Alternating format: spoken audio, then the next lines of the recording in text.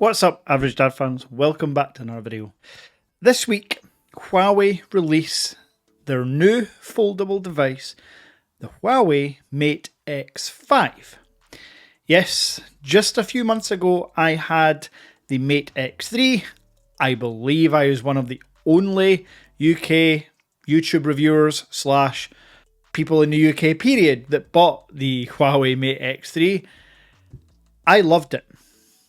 So, with the release of the X5, should I buy it?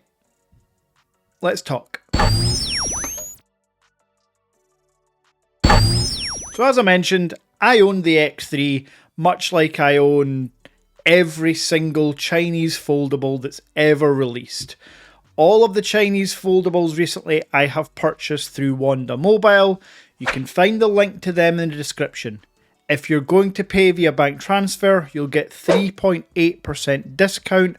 Just click on the link, add whatever you like to your basket, and it kicks back $10 to me. So thanks very much for the support. Now, the Huawei Mate X3 was £2,000. One thing that has not been clear from Huawei yet is how much the X5 will be. But I'm going to take a wild stab in the dark that it's going to be £2,000, which makes it the most expensive foldable device in the world, not including any limited editions. However, Huawei are doing an ultimate collector's edition, which will be closer to the £3,000 mark. Now, there's a couple of factors that come into my decision making when buying the Huawei Mate X5. Factor number one, is it just the same phone as the X3? Well, let's look at the specs. Here you can see the GSM Arena specs. Now, the phone has been launched in China and it's going on sale this Friday. So these aren't rumors or leaks. These are the official specs.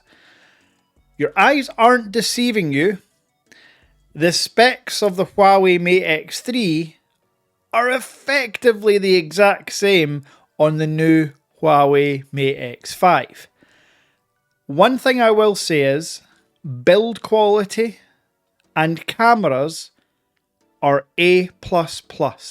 I've mentioned in a couple of videos and live streams and in my most recent perfect foldable phone video, I would take the camera system from the Huawei Mate X3 and plonk it on my favourite foldable phone.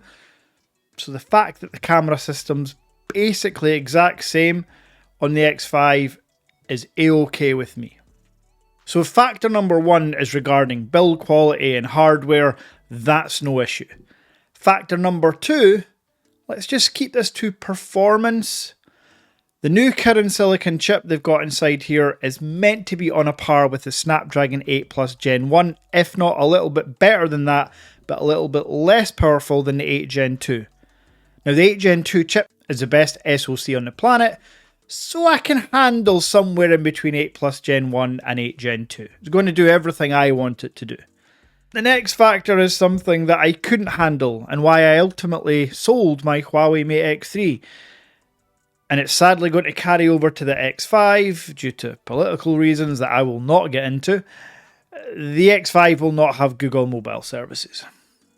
It will have 5G though, which is confusing to me. And apparently to Ben and Ben's gadget reviews, because they weren't meant to get 5G, but he's definitely getting 5G speeds in his testing, so yeah, 5G is cool. But Google services missing is not cool. I should caveat this by saying there are way smarter people out there than me that can do flashing APK magic to get Google services on a Huawei device, get Google Pay working on a Huawei device, do all that good stuff. And worst case scenario, I have to also confirm, this will be released globally. So I bought my Huawei Mate X3, a global edition from Huawei.com. So it comes with all like the bands and services that you need. It's just it's a Huawei one, so it's Huawei Maps, it's Huawei Pay, it's Huawei Notes, all that stuff. Now, I do believe you get used to using all those apps. I just transfer phones weekly, so switching from one Google device to another Google device or Android device is just far more seamless than switching from the Huawei and so forth. Now, there's one niche factor that does apply to me in my thinking, and that's you. Yes, you. I obviously create content. I looked back at my Huawei videos, and for context, the Huawei videos came out when my channel had 3,500 subscribers. My channel is now almost at 8. By the way, you can help me probably get to 8K today if you just subscribe if you haven't already. That'd be pretty cool. Anyway, the views on the 5 Huawei videos I done have nearly 20,000. So there's nearly 20,000 views. Again, on a channel with only a few K subs at the time, that's amazing. Who knows what views I could get from content on the Huawei Mate X5 this time. So that is a factor to me.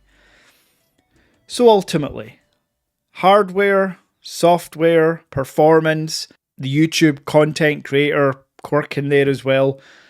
What do you think I should do? I am genuinely going to open it up to you in the comments. Comment down below just a simple yes if I should buy the Mate X5 and no if I shouldn't buy the Mate X5. That's all I want to know. Now, obviously, you can comment other things like questions about the device, but if you can just keep your votes to yes or no in the comments, I will go through them, and on Friday, when it's available for sale, I'll review those comments, and if it's yes that's prevailing, then I will order the Huawei Mate X5.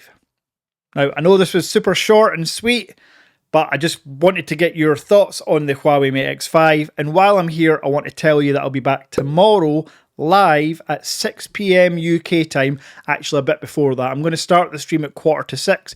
That gives us time to get settled in, get our popcorn ready, because the Apple event from Apple Park is taking place live tomorrow, and I want to get my live reaction and your live reaction to the releases. A lot of cool stuff potentially coming.